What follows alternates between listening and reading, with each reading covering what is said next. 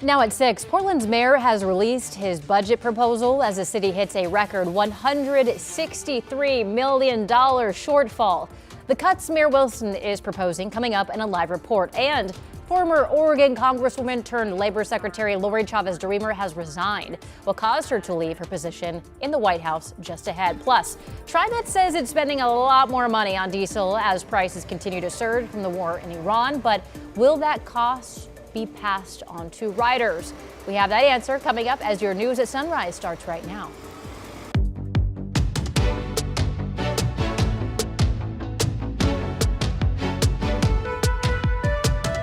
Good morning, and thank you for joining us on your Tuesday. I'm China Green. Rod Hill, Chris McGinnis hanging with me today as they talk you through your weather and traffic. You know, we're coming up on 13 minutes from sunrise, and you would not know it. It is dark outside because of the thick cloud cover and the rain that's coming down. It is a rainy start. And you folks in Salem, you're starting to dry out. There's still some scattered showers, but you can see this area of rain moving up to the north. Portland's kind of just now getting right in the middle of it, and our weather models suggest we could be seeing steady rain in Portland continue all the way into the 8 o'clock hour. There's some heavier rain bands right now moving up towards Sandy where you see the yellow colors.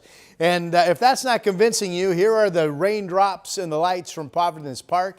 Temperature 51 degrees. And here's a look at the city. You can tell the clouds are low, the raindrops coming down. And again, it does not look like we're getting that close to sunup, but we are. 52 is the number. So to the bus stop we go. It's a raincoat, rainy start, and then a continued scattered shower day once we get into the day. It'll be about 55, 58 degrees when the kids get out of school later today. Here's Chris. Rod, it looks like it's pouring out there right now. This is actually I-5 up near the Expo Center, and you can see the water on the roadways and the vapor trails coming off the cars here. There's your northbound I-5 drive, the southbound commute over on that side of the your television screen. So far, the good news is, whoop, I just lost a button. That's how my morning's going. Hopefully your morning goes better. All right, door number 2 takes us over to the Sylvan Hill. Traffic getting a little bit busier there as well, but so far, despite the rain, no major freeway trouble out there just yet. China, though, you can bet as the drive picks up and the rain continues to fall, these drive times are going to get an early start, and we'll keep you posted. All right, thank you, Chris. Labor Secretary and former Oregon Congresswoman Lori Chavez-DeRemer has resigned amid investigation into alleged misconduct, including an affair with a member of her security detail and accusations of drinking on the job. The White House announced her departure Monday afternoon. Chavez-DeRemer, a former Oregon Congresswoman and Happy Valley mayor, was nominated by President Trump to lead the Labor Department in January 2025. In a statement, she said that she will continue advocating for American workers as she moves to the private sector. She had been under investigation by the Labor Department's Inspector General for alleged misconduct, which has already led to the departure of several top staffers, including her chief of staff and a security detail member. Deputy Secretary Keith Sonderling will serve as acting Labor Secretary. Happening today, Portland's mayor will present his proposed budget to city councilors. The budget is more than 1,000 pages long and presents more than $8 billion. Sunrise reporter Thomas Schultz joins us live outside City Hall. Thomas, walk us through this budget. Yeah, China, this budget proposal from the mayor comes as the city is facing a $163 million shortfall, meaning that there will be cuts and that these budget slashes will be widespread. Portland police would see cuts to training and the number of patrol vehicles. Wilson is also looking to scale back 911 dispatch staff. There's cuts to small business support programs, and on homelessness, the mayor is proposing an $18 million cut in shelter services, along with cuts to city outreach teams and the campsite removal program. The overdose response team would also lose $500,000.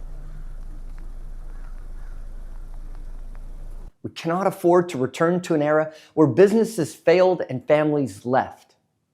This year, our balanced budget must stretch farther, carry more weight, and bridge a deeper chasm.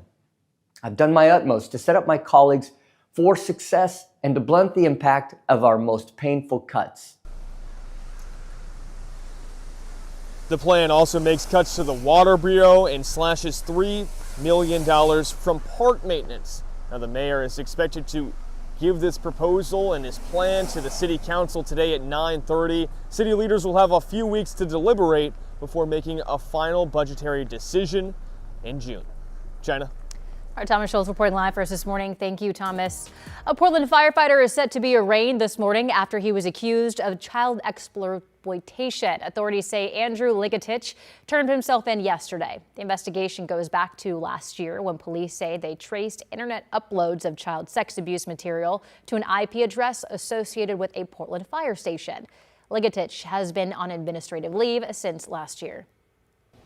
A man was arrested after a standoff in front of the Lynn County Courthouse in Albany on Monday. Police say he skipped his trial and was found with what appeared to be a gun outside the courthouse around 9:30 yesterday morning.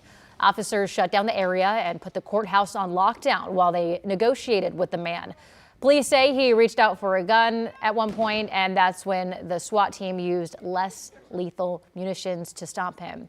He was taken into custody about 4 hours after it all started. No one was hurt.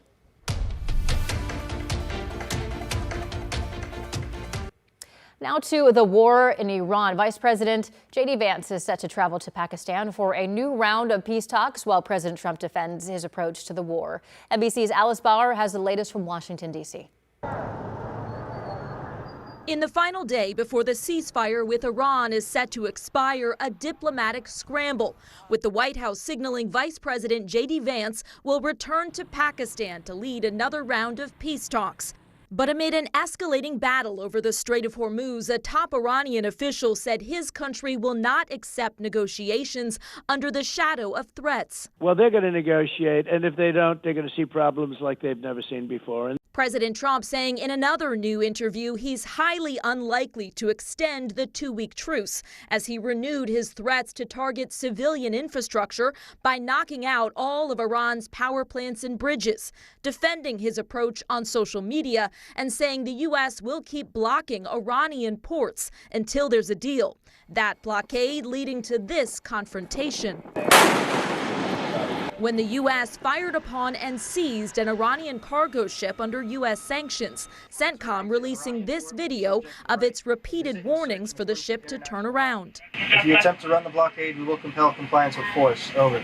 Policy experts estimate the blockade is costing Iran roughly $435 million per day, while the ramped-up tensions are adding to turmoil in U.S. oil markets and higher gas prices. A new NBC News poll shows President Trump's approval rating falling under frustrations over the war, with Gen Z voters particularly turned off. We are suffering here, and there is this great promise of long-term gain, but that's what's been said to us for years. The White House making its case and pushing for a deal. In Washington, Alice Barr, NBC News. And checking in on gas prices today, according to AAA, the national average price for regular gas is $4.02 a gallon, which is nearly 10 cents cheaper than a week ago. In Oregon, it's $4.98, down from a cent from last week. And in Washington, it's $5.38 a gallon. And the higher gas prices in the past few weeks are also impacting TriMet and its fleet of buses running on diesel. TriMet says since the war in Iran started, it's spending more than $150,000 extra a week on diesel. About 5 years ago, TriMet switched to R99 renewable diesel, a move they say costs about a dime more per gallon, but comes with long-term environmental benefits. R99, not only is it better for the environment, much less carbon emissions, much cleaner air. Our entire region is breathing cleaner air because of our switch to R99. TriMet says the extra money they're spending on diesel will not be passed to riders. The board voted last month to allocate $3 million to cover the increase.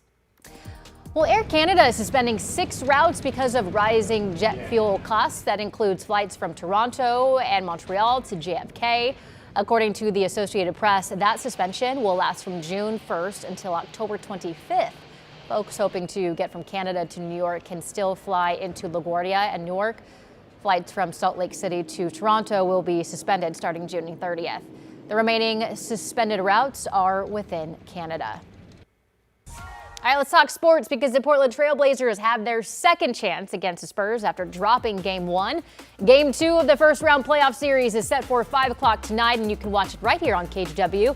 That means our evening newscast will be on our streaming app, KGW+. The Blazers are back home in Rip City for Game 3 and 4 this coming Friday and Sunday.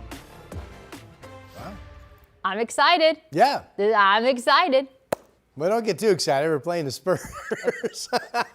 Have hope for your team, Rob. But I appreciate your enthusiasm. All right, here's our satellite radar. We've got the rain moving south to north up through our area this morning.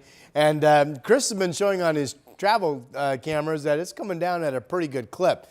So Portland's kind of right in the middle of this, and we do have some heavier rain pockets as you get out into some of the Cascade foothill communities. You folks in Salem, wait for it. You're starting to dry out right now. See, you're out of the steady stuff, but there are more scattered showers kind of lingering behind you. So it is a cloudy, rainy start to your morning, and here in the Rose City, probably going to be looking at it raining more than not all the way through about 8 o'clock this morning. Here's the reserve golf course camera from the Explorer Tualatin Valley location. 52 is the temperature out in Washington County.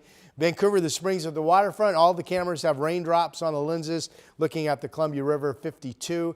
The map for this afternoon. Now, this will be the wettest part of our day right now. This afternoon, it'll be scattered shower possibilities.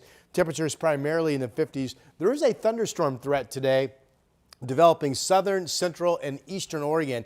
And where you have been dry out toward Baker City and John Day and even into Burns, rain chances will come your way later today, and probably some pretty good rain out of eastern Oregon overnight tonight and going into tomorrow morning. Here's Portland's 7-day. We may or may not make it to 60 today. The rainy start, few showers this afternoon.